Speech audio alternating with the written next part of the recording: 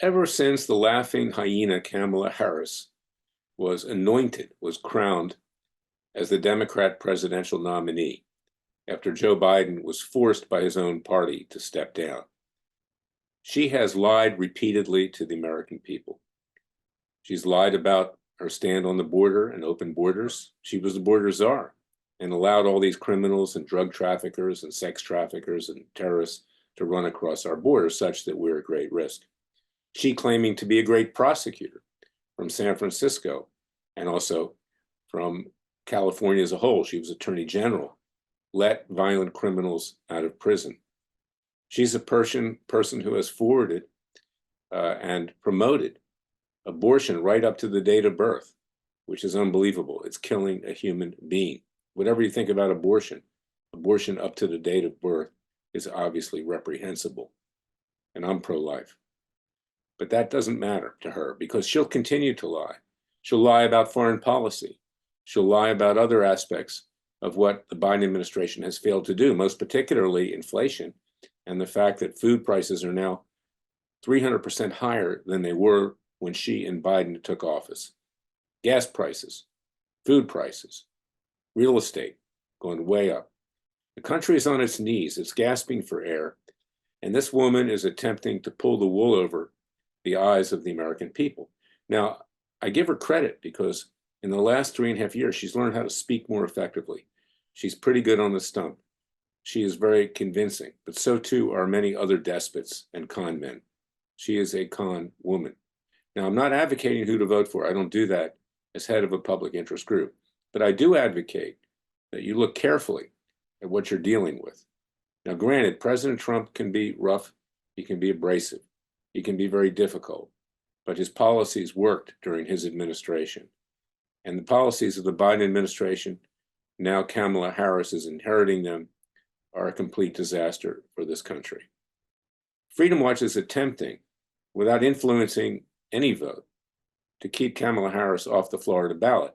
She engaged in a conspiracy along with Joe Biden and Jill Biden and Joe Biden's personal White House doctor, Kevin O'Connor, to, in 2020, have the American people believe this guy was mentally and physically fit such that he could be president. The biggest fraud in American history. And watch what we do also with a new anti-assassination strike force, a Trump assassination strike force. Because I firmly believe that Kamala Harris, Joe Biden, and the Biden-Harris regime created the pathway for an attempted assassination of President Trump. They wanted it to happen. They wanted him dead, frankly, because they were losing badly in the polls at the time, and all of their phony legal proceedings seemed to be going into the tank. How did they do it? Well, they did it directly or indirectly by not giving him adequate security, knowing that there would be some assassin that would come forward. It was reported at least 2 weeks before the attempted assassination in Butler, Pennsylvania, on July 13th of this year, that the Islamic Republic of Iran had sent a hit squad to kill President Trump. They knew that. Our intelligence agencies had advised the Biden-Harris regime of this, yet they took no action to give President Trump more security. And now, of course, they don't know a motive. The FBI director, Christopher Wray, a line you-know-what, says, well, maybe he was hit with a piece of shrapnel to try to reduce the importance of what they had created. I firmly believe that the Biden-Harris administration, directly or indirectly, planned the assassination of Donald Trump. So I ask you to go to freedomwatchusa.org, contribute to our cause, just like Jim Garrison did, DA from Louisiana, after John Kennedy was killed, our great president at the time. We will get to the bottom of what happened. He uncovered that Lee Harvey Oswald was likely a scapegoat, that it was the CIA that was behind the assassination of President Trump of Kennedy because they thought he was too weak on communism, particularly after the failed Bay of Pigs invasion and the deal that he cut with Khrushchev, Premier Khrushchev of Soviet Union, over Cuban Missile Crisis.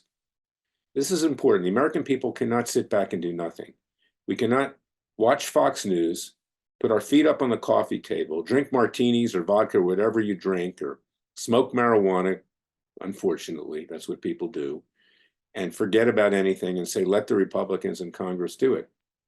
Excuse the French, but they haven't done shit in decades. They run around like chickens without their heads on.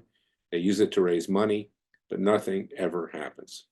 We need to investigate, to try in a citizen's court and convict these people and have them thrown in prison where they belong, peacefully and legally, all of them. And that includes Kamala Harris, because she obviously was part of it. She now claims great credit for what's been going on in the Biden-Harris administration. That's my message for today. Go to freedomwatchusa.org. Contribute to our cause with tax-deductible contributions. We need your help.